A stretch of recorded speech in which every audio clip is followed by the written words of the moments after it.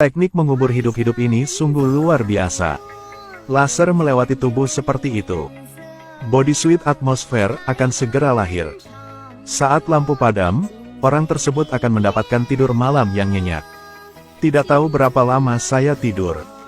Gadis itu tiba-tiba menyesal karena tidak ingin tidur lagi. Dia terengah-engah. Pakaian penguburan terlihat sangat tipis tapi tidak ada pelepasan udara. Merasa seperti akan mati lemas di dalam. Pada menit terakhir dia berterima kasih atas keterampilan lisannya selama bertahun-tahun. Menggigit pakaian penguburan hidup-hidup. Dia mengulurkan tangannya dengan sekuat tenaga. Lepaskan semua tabung besar dan kecil pada tubuh. Robek pakaian di tubuh. Sebelum itu dia mendapati dirinya terkurung dalam ruang yang sempit dan tertutup. Gadis itu mencoba berteriak minta tolong. Tapi jeritan tanpa suara membuat perangkat di sebelahnya mulai bersinar. Tempat ini terlihat seperti kompartemen perawatan. Perangkat di bagian atas kepala mulai bekerja.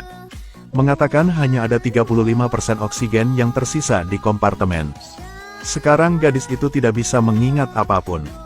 Hanya ingat berada di rumah sakit. Gadis itu hanya bisa berteriak minta tolong. Tapi tenggorokannya sangat panas ketika dia berteriak.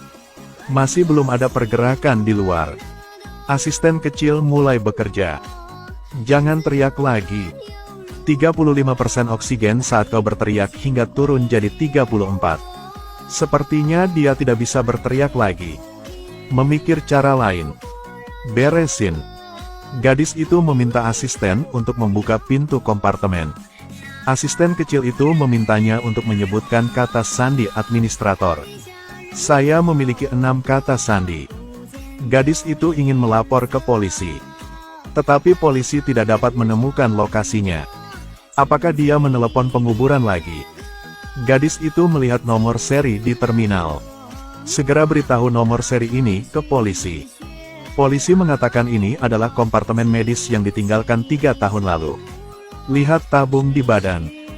Gadis itu berpikir untuk asisten kecil. Analisis genetiknya. Melihat cara ini berhasil. Asisten kecil itu mengetahui bahwa dia adalah seorang dokter medis. Apalagi dia tidak sakit. Tidak sakit tapi dikurung dalam sini. Bukankah ini penculikan untuk tebusan? Ketika sinyal polisi terputus. Tidak bisa connect ulang. Membuat gadis itu benar-benar putus asa.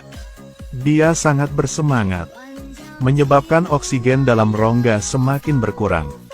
Oksigen berkurang menjadi 29% dari asisten kecil yang mengatur saluran kerja. Untuk menenangkannya, sebuah kecelakaan muncul dari kompartemen medis. Ingin memberinya suntikan untuk menenangkannya. Tidak ada banyak oksigen di kompartemen lagi. Bukankah sia-sia jika tertidur saat ini? Ketika jarum menunjuk ke arahnya, gadis itu segera menghindar. Tidak berhasil. Lalu memukul itu dengan sikunya.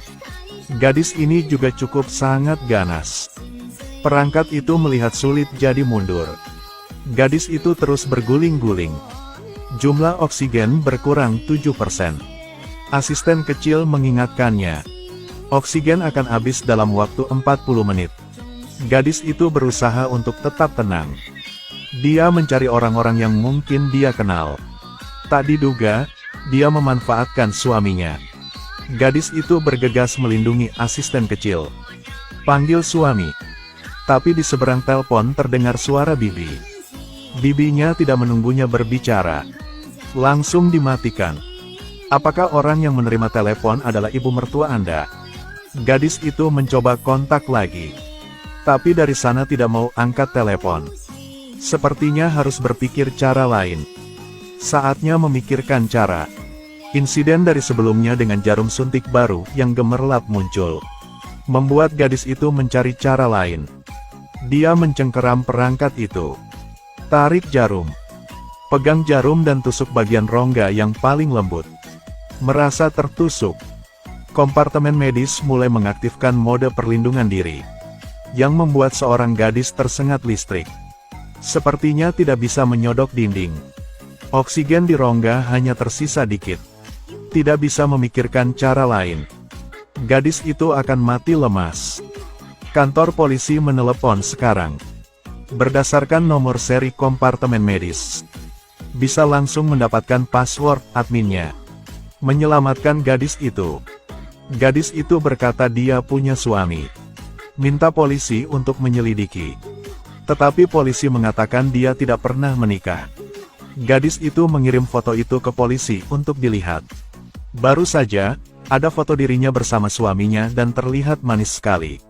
Sekarang semuanya berubah menjadi hanya dia. Sangat aneh. Polisi karena kekurangan oksigen dan dia bingung. Tapi tanda cincin di jari manis membuktikan bahwa polisi ingin menakut-nakuti dia. Beberapa saat kemudian ada panggilan lain masuk. Begitu mendengar gerakan, itu adalah Bibi yang tadi. Bibi tadi bilang dia harus tidur. Hanya dengan begitu dia bisa diselamatkan. Tapi dengan banyaknya oksigen di dalam kabin, bukankah itu berarti mencari kematian? Untuk mendapatkan kepercayaan gadis itu, Bibi memberitahunya kata sandi administrator. Dan berkata dengan tegas untuk tidak membuka pintu. Jika terbuka dia akan mati seketika. Tapi gadis itu mendapatkan kodenya. Mengatakan bahwa perlu membuka pintu. Segera setelah melepaskan ikatannya, keajaiban terjadi. Gadis di kabin tiba-tiba terbang. Jarum suntik di sebelah saya juga terbang. Apa yang terjadi sebenarnya? Asisten kecil yang cerdas datang menimbulkan masalah. Katakanlah gadis itu ada di luar angkasa. 56.000 km dari bumi. Apa ini? Gadis itu tercengang setelah mendengar ini. Pantas saja bilang jangan buka pintu. Dia berbicara dengan bibinya di telepon lagi. Ternyata virus mematikan sedang merebak di bumi. Kemanusiaan akan punah. Total 10.000 orang dipilih dari berbagai negara. Menjadi kelinci percobaan bagi umat manusia. Dikirim ke planet 45.000 tahun cahaya dari bumi. Gadis itu adalah salah satunya. Namun perangkat yang dapat menarik puluhan ribu orang ini belum jalan jauh. Kemudian menyebabkan lebih dari 40 planet hancur. Awalnya, saat gadis itu sedang tidur, dia terbangun karena gegar otak. Hanya ada 10% oksigen yang tersisa di kompartemen saat ini. Pada dasarnya tidak dapat mencapai tujuan. Ia udah buka pintu kompartemen dan selesai. Gadis itu tiba-tiba teringat. Suaminya mengatakan mungkin suaminya juga termasuk dalam kelompok orang tersebut. Dia langsung mencari dokumen. Suaminya sebenarnya ada di kompartemen. Suami bisa mengantarnya sebentar. Tidak benar. Di mana bekas luka di dahi suamimu?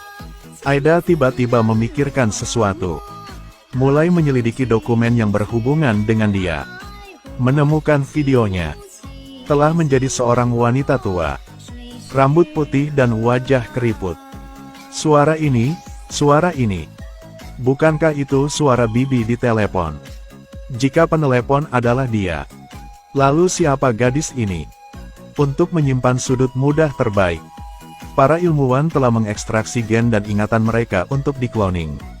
Dia adalah orang buatan yang mengandung ingatannya. Ternyata dia adalah orang butan. Gadis ini mulai berteriak. Oksigen di dalam rongga hanya 3%.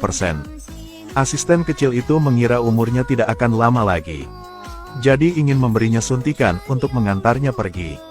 Melihat cairan yang akan disuntikkan ke gadis itu, dia sudah bersiap meneruskan peradaban manusia. Keinginan kuat untuk hidup membuat gadis itu detik terakhir sebelum mati rasa. Dia mencabut pin di ujung jari kakinya. Jarum telah ditarik. Tapi segera dia mati lemas di kompartemen. Tiba-tiba gadis itu teringat pada bibinya yang menyuruhnya tertidur lelap. Berbicara tanpa henti ini dapat mengurangi konsumsi oksigen. Dia menahan rasa sakit. Lepaskan jarum suntik dan biarkan di posisi semula. Setelah semua selesai, gadis itu berpikir dia akan selamat. Tetapi oksigen di kompartemen berkurang menjadi 1%. Kurang dari 2%, dia bisa tidur tapi tidak bisa bangun. Coba cek di tempat lain masih ada oksigen tidak? Ketika asisten kecil itu selesai menyelidiki, tentu saja masih penuh. Tetapi untuk menuangkan oksigen ke dalam kompartemen gadis itu, dia terpaksa tertidur lelap. Jadi tidurlah. Asisten kecil bertanya padanya. Apakah Anda memerlukan obat penenang kali ini? Suntikan, suntikan, cepatlah. Gadis itu dibungkus lagi. Akhir film adalah adegan di mana dia dan suaminya dengan lancar tiba di planet baru. Mereka akan menyelesaikan misi mereka mengkloning umat manusia. Membawa benih-benih peradaban manusia. Terus berkembang biak.